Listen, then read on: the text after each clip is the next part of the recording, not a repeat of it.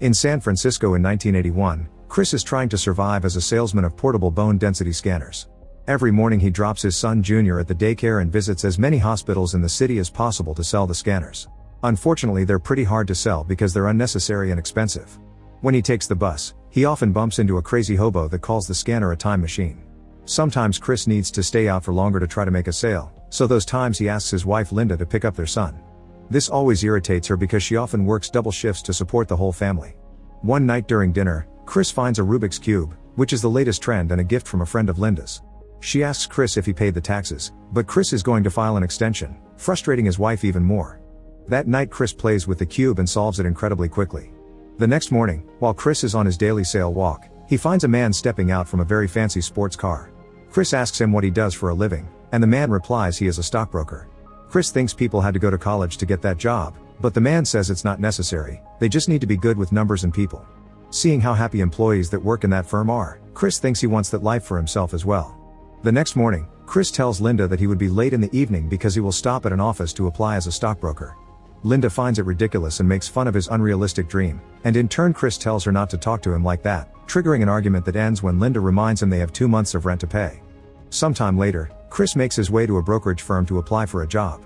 This firm takes 20 people every 6 months, but only one gets the job. Wanting to look decent, he leaves the scanner to a hippie girl singing on the street, giving her some money to look out for it. Once inside, Chris starts hearing the details of the job and gets the application, but suddenly he notices through the window that the girl is running away with the scanner. Application in hand, Chris immediately leaves and begins chasing her through the city and the station, but the girl escapes by getting into a train. The next day, Chris promises Linda he'll sell the scanner so they don't see it anymore. However, first he heads to the firm to leave the filled up application. He makes sure to personally deliver it to Resource Department Manager Jay so he can tell him a bit about himself and cause a good impression, but Jay is in a hurry and promises to call later. Afterward, Chris sees the hippie girl and her partner passing by with the scanner. Furious, he begins chasing them as it's revealed that he has spent his entire life savings on those scanners. It's supposed to be a revolutionary machine, but he was not aware that doctors and hospitals would consider them unnecessary luxuries. For Chris, losing a scanner is like losing 1 month of groceries. After lots of running, Chris manages to corner the couple in the bus and takes the scanner back. This means that when he returns home, instead of having sold the scanner he had, now he has 2. Linda finds this very disappointing but doesn't say anything because it's Junior's birthday. The couple has sacrificed a bit of money so they can buy him a basketball and keep him happy, but while Junior is distracted, Linda lets Chris know how angry she is at his lack of responsibility. A month later, Chris goes to see Jay and asks what happened to his application, but Jay is in a hurry. Chris pretends he's going the same way so they can take a taxi together, and once again Chris tries to impress him by talking about his skills.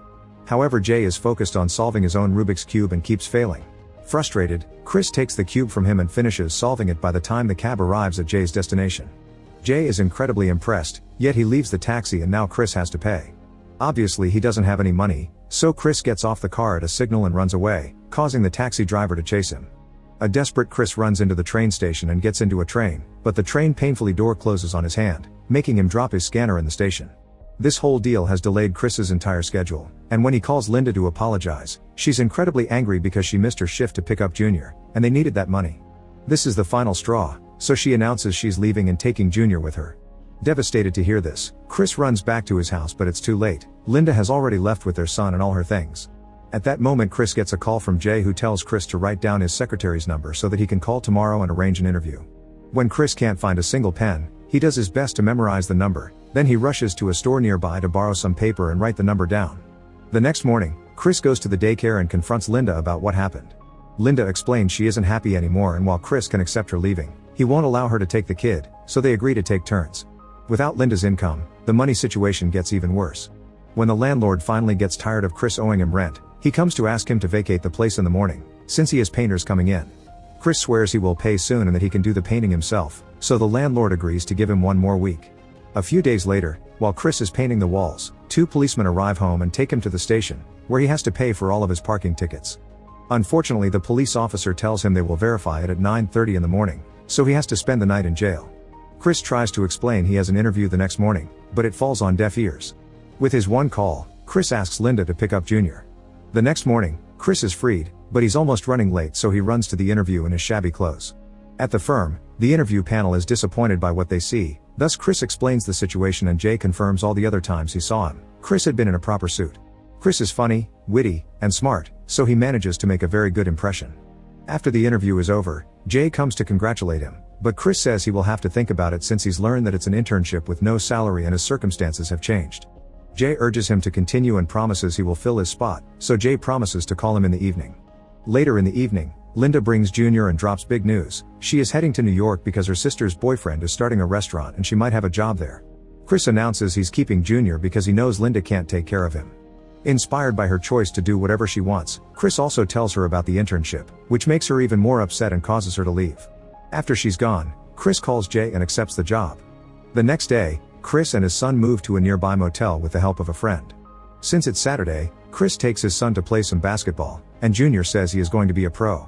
Chris explains that most people don't make it, and when Junior gets disappointed, Chris cheers him up by explaining he should never let anyone tell him that he can't do something, not even him.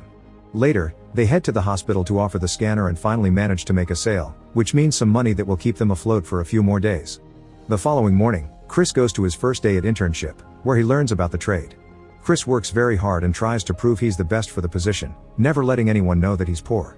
During a lunch break, Chris finds his boss Mr. Frome on the street and starts a conversation, wanting to lick some boots to improve his chances. However, he interrupts himself when he notices that the crazy guy has the scanner, still thinking it's a time machine. Chris immediately goes after him, chasing him down the street and through the traffic, only to end up hit by a car. Chris loses sight of the guy but also loses a shoe, so he returns to the office in that state while playing it cool.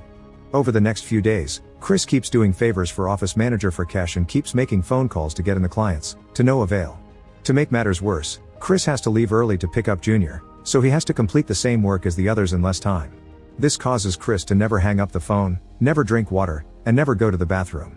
He avoids the motel manager because he owes him money, and brings Junior with him when he goes to hospitals on the weekends to try to sell his last machines.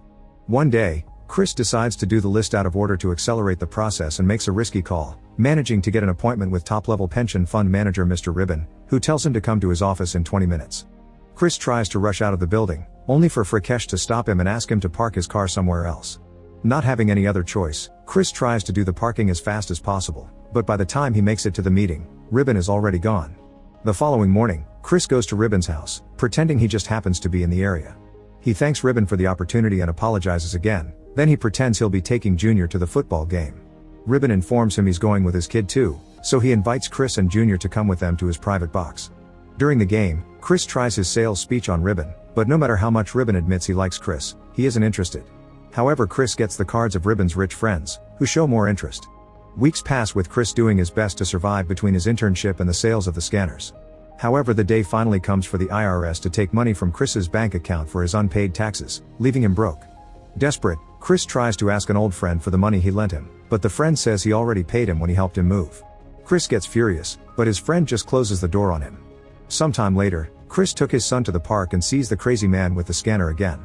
Immediately Chris goes after him and retrieves his machine, which is in a rather bad state now. Chris cleans it and tries to sell it to the doctor, but unfortunately the machine isn't working. When Chris and Junior return to the motel, they find their things outside and see the lock has been changed because of the lack of payment. Chris tries to pick the lock and open the window to no avail, meaning they're now homeless. Since his friend still won't open his door, Chris takes Junior to the train station, and while they're waiting for the train, Junior points out that the scanner isn't a time machine like the crazy guy said.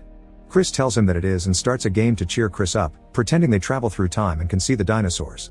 Then Chris announces good cavemen need a cave, so they sneak into the station's bathroom and lock the door. The duo spends the night there on a blanket of toilet paper, and while Junior is asleep, Chris allows himself to cry. The next day Chris and Junior go to a homeless shelter that rejects them because it's only for women and children, but they get a tip about another one.